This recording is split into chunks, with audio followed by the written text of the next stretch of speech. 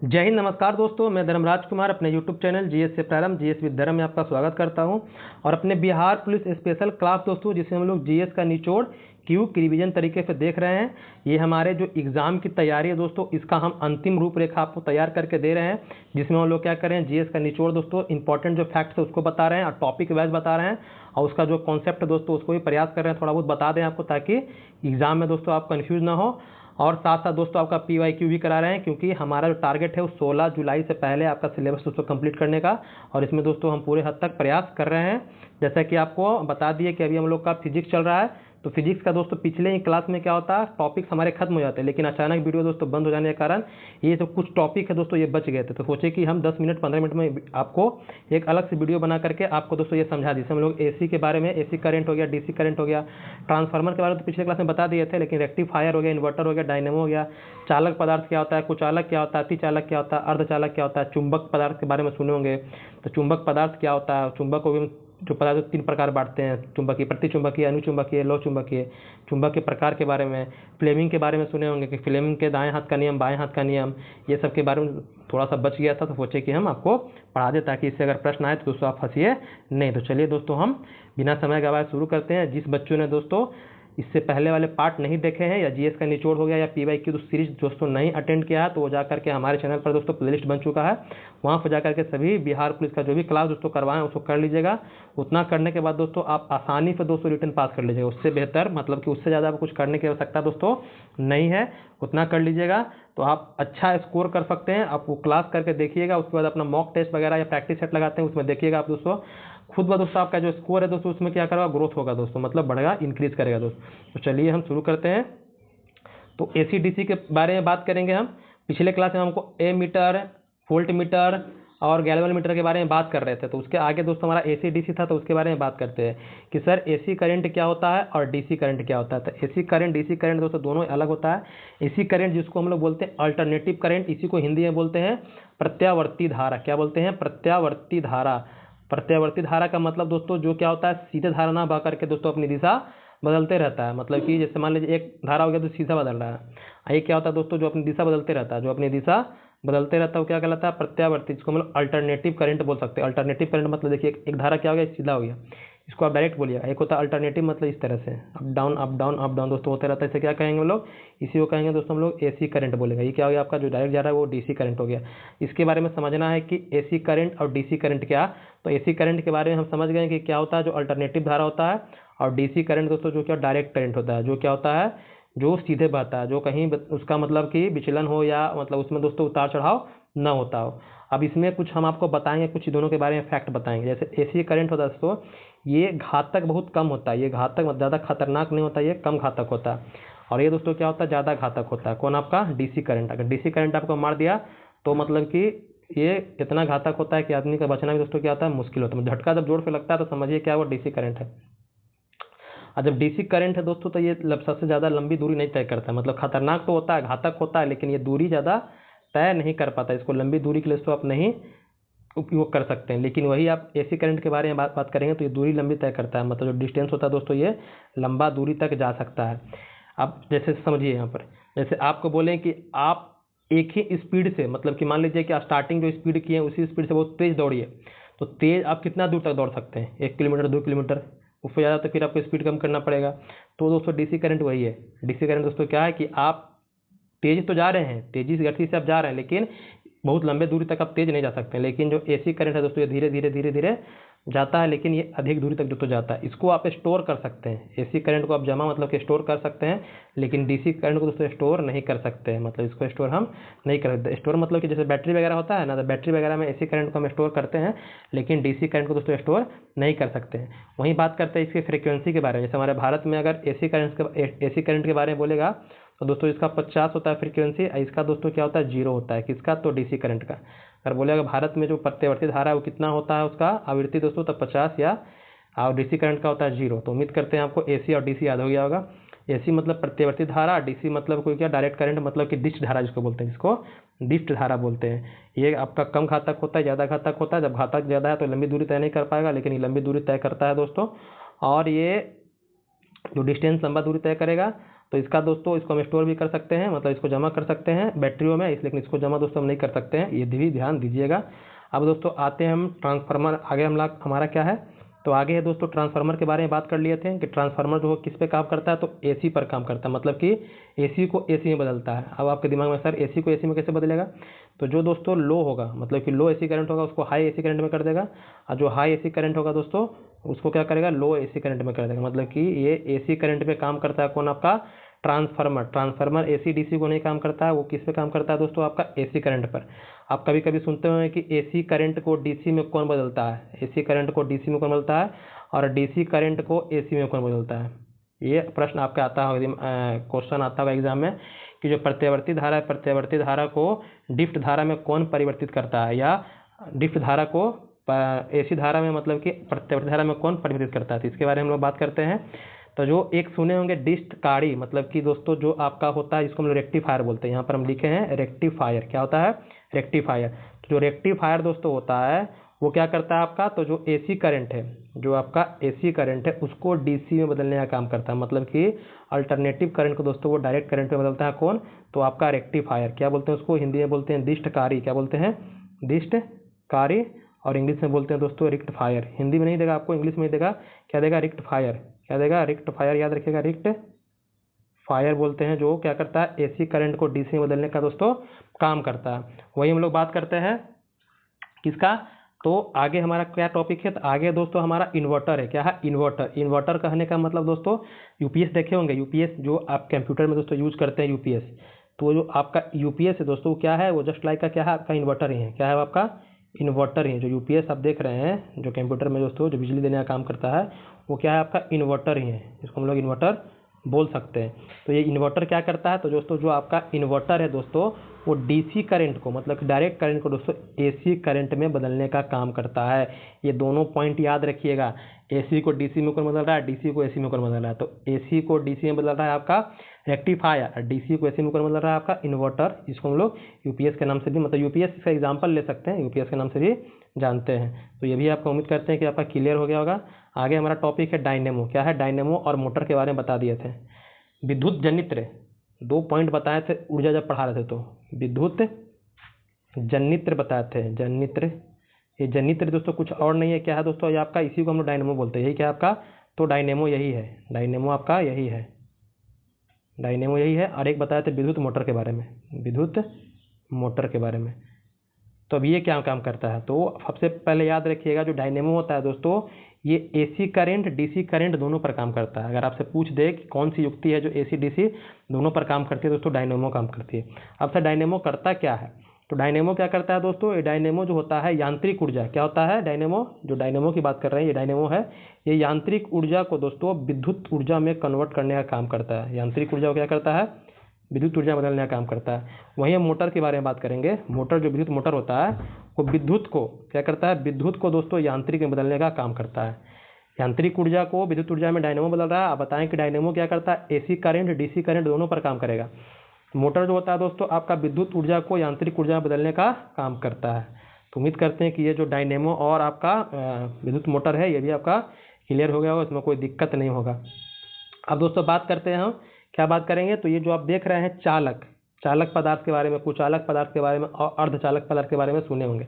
तो सर ये चालक पदार्थ अर्धचालक पदार्थ क्या होता है, तो चालक पदार्थ जो होता है दोस्तों, एक होता है आपका कुचालक होता है, एक आपका होता है अर्धचालक होता है।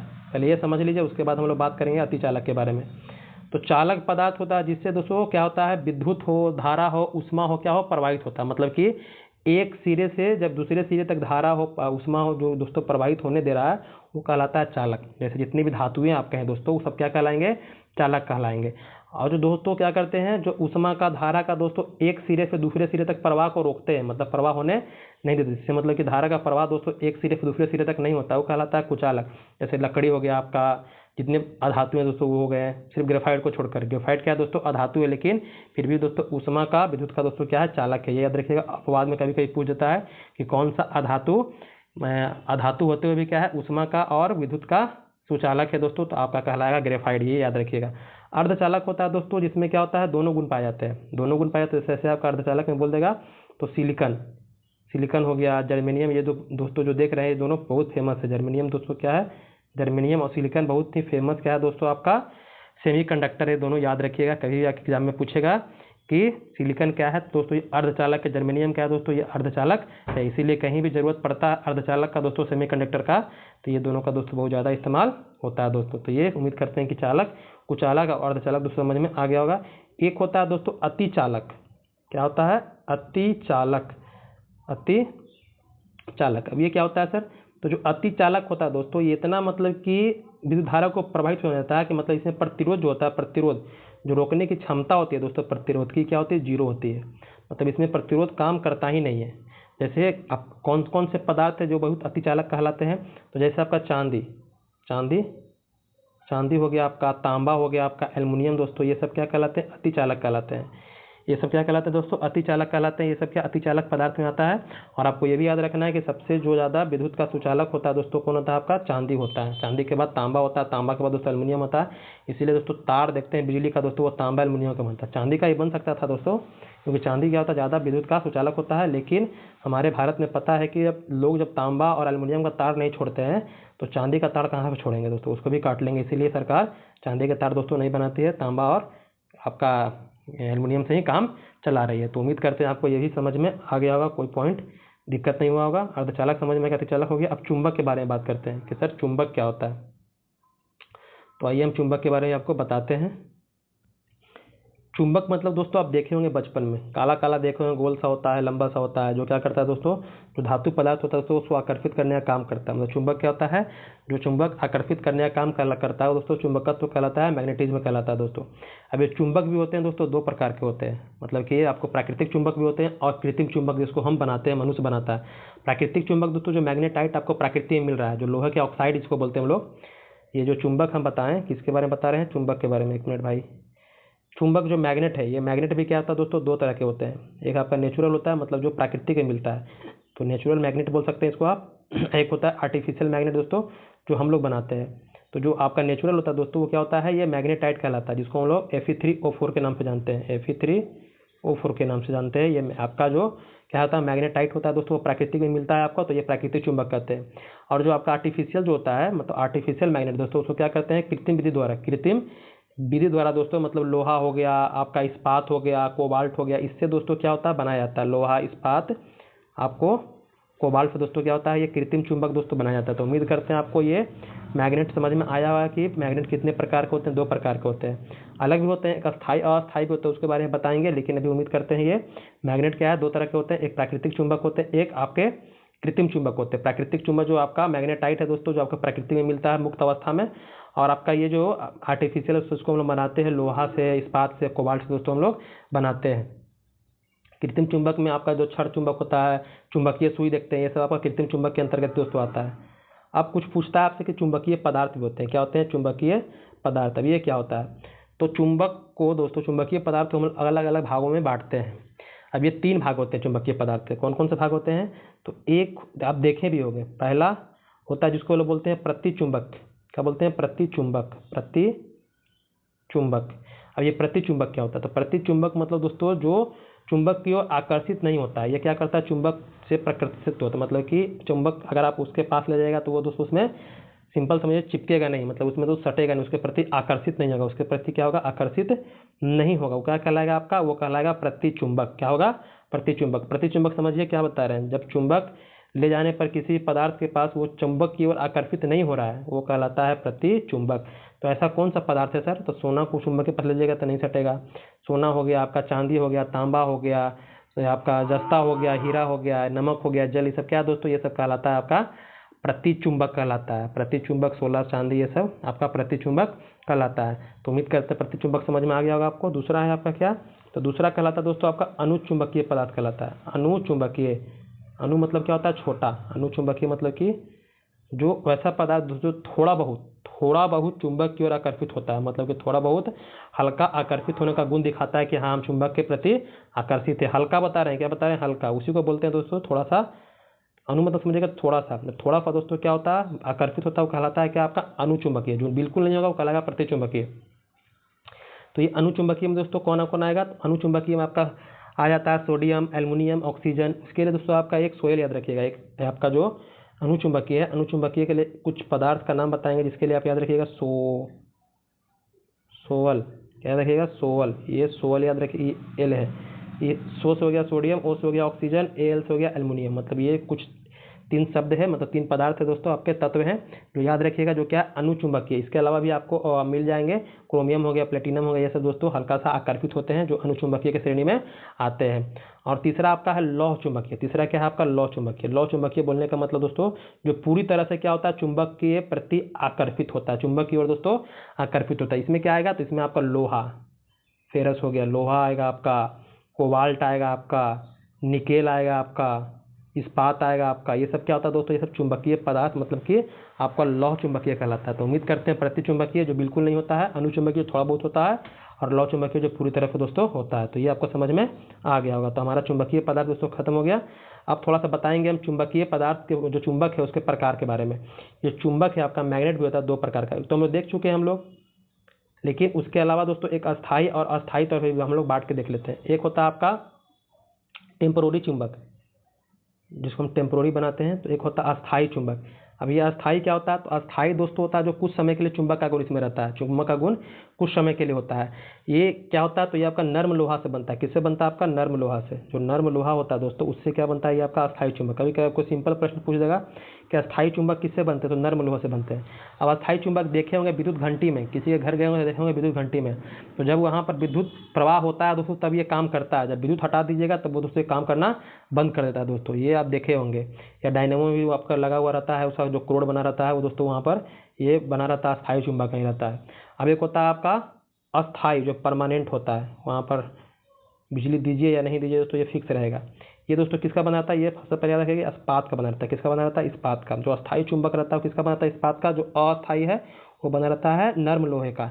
और ये दोस्तों चुंबक बनेगा तो कठिन से बनता है, कठिन से चुंबक भी बनता है, और कठिनता से का चुंबकत्व का जो गुण होता भी जाता है दोस्तों। इसमें कौन कौन आएगा, तो इसमें आपका जो लाउड स्पीकर में जो इस्तेमाल होता है, आपका दिक सूचक में आता है, गैल्वेनोमीटर में बता दिए थे जो धारा मापी होते हैं उसमें जो इस्तेमाल होता है वो अस्थाई चुंबक होता है दोस्तों, जो इस्पात का बना होता है। इसको भी ध्यान दीजिएगा।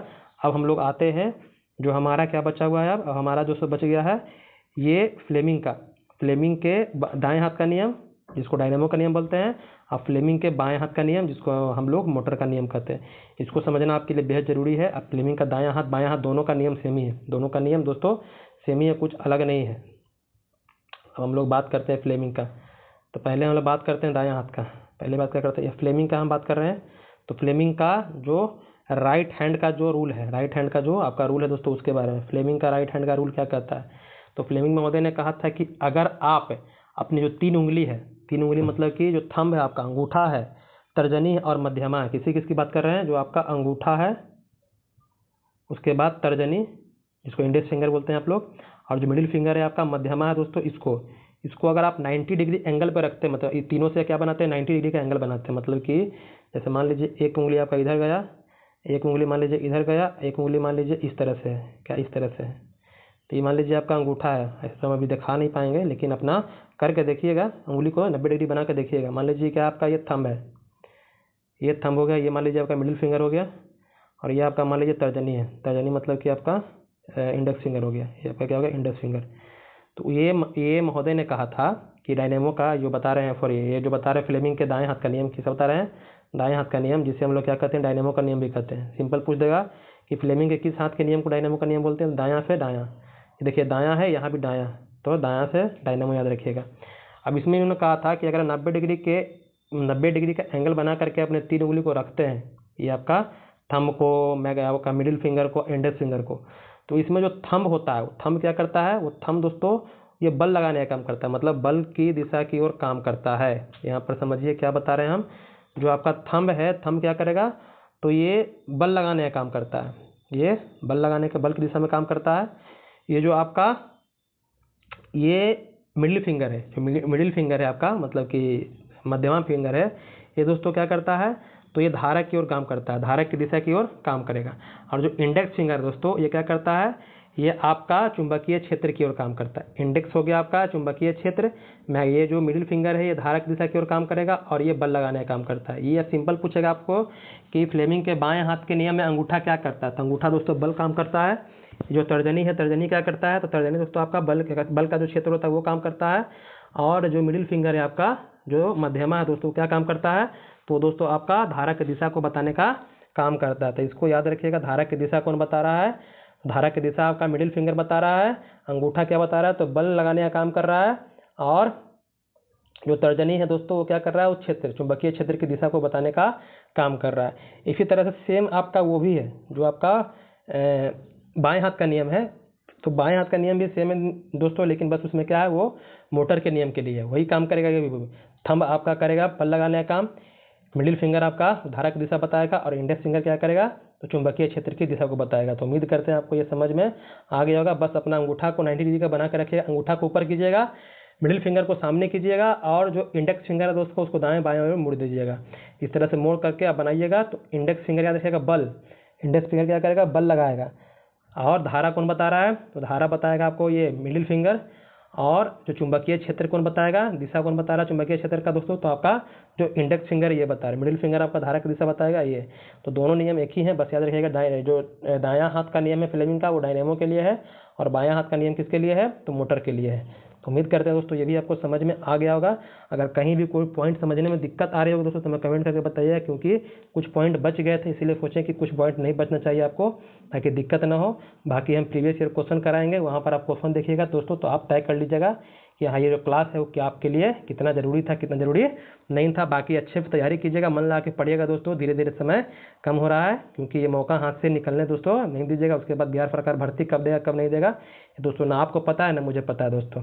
तो इसी बार हिम्मत कीजिए, पूरा लगा दीजिए दम और इस बार थोड़ा सिलेक्शन ले लीजिए। बाकी तैयारी अच्छे से कीजिएगा। धन्यवाद दोस्तों।